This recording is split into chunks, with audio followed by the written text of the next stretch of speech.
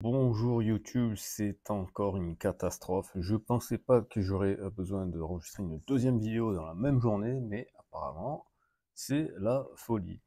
Donc, je vous disais plus tôt dans la journée, je vous invitais à aller voir la vidéo, que Coinbase, qui est la plus grande place de marché des crypto-monnaies aux États-Unis, est probablement l'une des plus grandes du monde, qui a été piratée, donc avec de la corruption, etc. Je vous invite à aller voir la vidéo.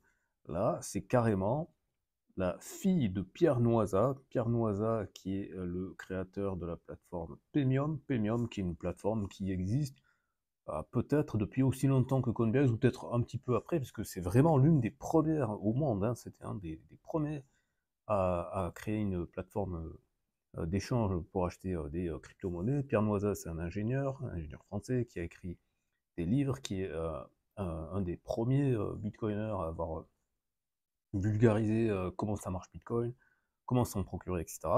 Donc c'est vraiment quelqu'un qui a apporté à cette communauté, et c'est absolument scandaleux ce qui lui est arrivé, ce qui est arrivé à sa fille. Mais surtout, ce qui est scandaleux, c'est le traitement médiatique, c'est absolument catastrophique. Cette vidéo de BFM TV, cette interview, c'est absolument catastrophique. C'est Pierre Noisa qui est le plus cohérent, le plus raisonnable, le plus logique sur ce plateau, et le moins dans le pathos. C'est incroyable.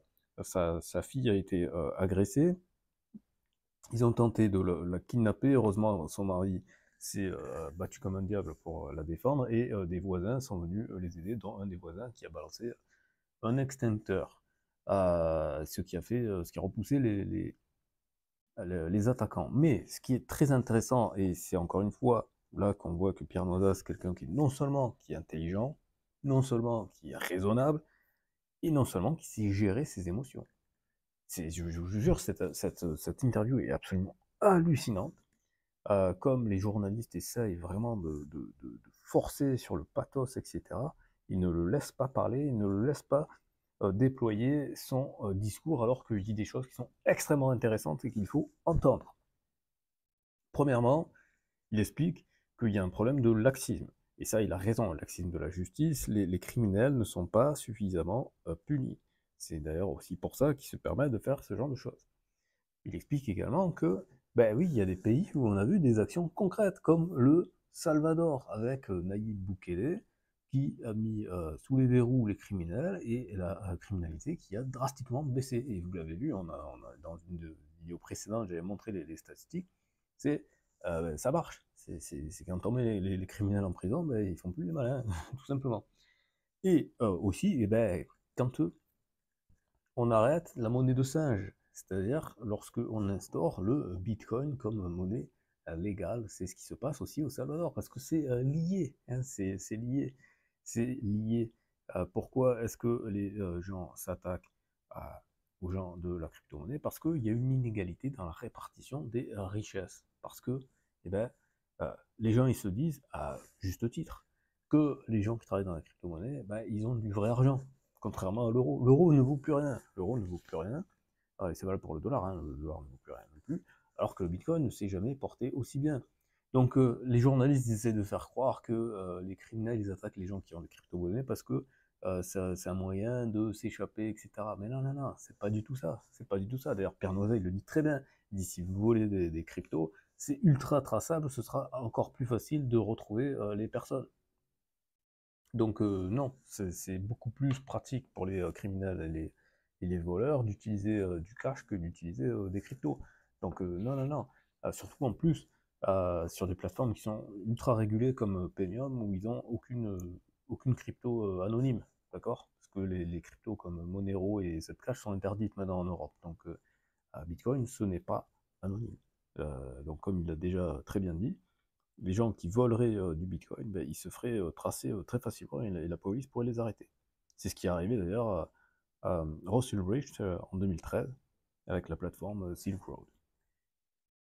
Si je retrouve, je mettrai un lien vers une vidéo, mais sinon vous tapez Ross Ulbricht Silk Road, et vous allez trouver. Je crois que c'était, je me rappelle plus comment il s'appelle, je crois que c'est la chaîne de Paul qui avait fait une excellente vidéo là-dessus. Enfin bref, si je la retrouve, je vous mettrai un lien, sinon je pense que vous pouvez trouver sur Internet. Mais c'est pas le sujet. Le sujet qui est important de comprendre ici, c'est qu'il y a aussi quelque chose qu'il a relevé et qui est extrêmement important, c'est de dire qu'il y a un problème, c'est que l'administration française et les réglementations européennes, etc., elles exigent tout un tas de données, que tout un tas de données soient connues publiquement, alors que, un, ben, il n'y a aucune raison qui justifie ça, et deux, eh ben, ça met en danger justement les gens qui ont de la valeur et les gens qui apportent de la valeur à la société. Parce que si les adresses de ces personnes-là n'étaient pas publiques, ben, les criminels ne pourraient pas le savoir. Si le pseudonymat était préservé sur Internet et en particulier sur les plateformes d'échange de crypto-monnaies, eh bien Pierre Noisa ne serait pas connu des criminels, tout simplement. Donc là, on touche encore une fois. Je vous avais dit déjà que le KYC et compagnie, c'était absolument une débilité sans nom parce que ça favorisait la centralisation de l'information, de l'identification des données personnelles sur Internet, ce qui est dangereux pour les citoyens, d'accord? Alors que soi-disant c'était pour lutter contre le blanchiment, parce qu'à un moment donné, il faut faire des arbitrages. Est-ce que pour lutter contre le blanchiment d'argent, on va mettre les gens en insécurité? Est-ce que pour lutter contre le blanchiment d'argent, on va prendre le risque que les gens ils se fassent kidnapper? Ça n'a absolument aucun sens. Ça n'a absolument aucun sens, surtout quand on sait les statistiques de réussite de la lutte contre le blanchiment par ces méthodes-là. C'est rien du tout, c'est 0,1%. Ça ne résout aucun problème. Mais par contre, ça génère des problèmes. Ça crée des risques totalement inutiles qui pourraient être totalement évitables.